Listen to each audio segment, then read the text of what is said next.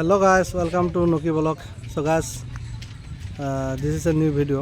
So guys, মই আহি পাইছোঁ গাইবান্ধা চাচিয়া খামাত. So guys, আপোনালোকে মোৰ ভিডিঅ'ত পঠোৱা কৰিছে এইখন হ'ল চাচিয়া খামাত আৰু এই নৈৰ ওপৰত এখন দলং আপোনালোকে চাইছে পঠোৱা কৰিছে. এই দলংখন হ'ল একেবাৰে জৰাজীৰ্ণ চাওক কোনোমতে মানুহে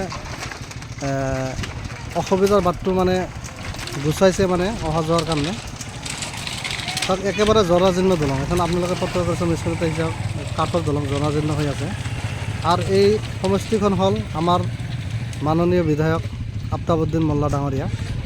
তো মই ৰাইজৰ হৈ আমাৰ মাননীয় বিধায়কৰ ওচৰত বিশেষকৈ অনুৰোধ জনাওঁ যে বিধায়ক মহোদয় আপুনি যাতে অতি সোনকালে এই চাচিয়া খামাৰৰ নৈৰ ওপৰত থকা দলংখিনি ততাতৈয়াকৈ নিৰ্মাণ কাৰ্যখিনি কৰি দিয়ে, কিয়নো এই বাটেৰে বহুতো স্কুলীয়া ল'ৰা ছোৱালী অহা যোৱা কৰে আৰু বিশেষকৈ অহা যোৱাত অসুবিধা পাইছে.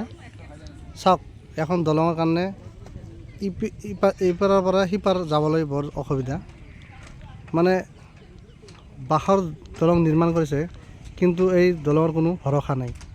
গতিকে মই ৰাইজৰ হৈ বিধায়ক মহোদয়ৰ ওচৰত বিনম্ৰ অনুৰোধ জনাওঁ যাতে আপুনি সোনকালে এই দলঙৰ নিৰ্মাণ কাৰ্যখিনি কৰি দিয়ে, এয়া মই আপোনালৈ অনুৰোধ. আৰু চ' গাইজ আপোনালোকে বিশেষকৈ এই ভিডিঅ'খন বেছি শ্বেয়াৰ কৰিব যাতে আমাৰ বিধায়ক মহোদয় ডাঙৰীয়া ভিডিঅ'খন প্ৰত্যক্ষ কৰিব পাৰে আৰু এই দলঙৰ নিৰ্মাণ কামখিনি কৰি দিয়ে. ধন্যবাদ.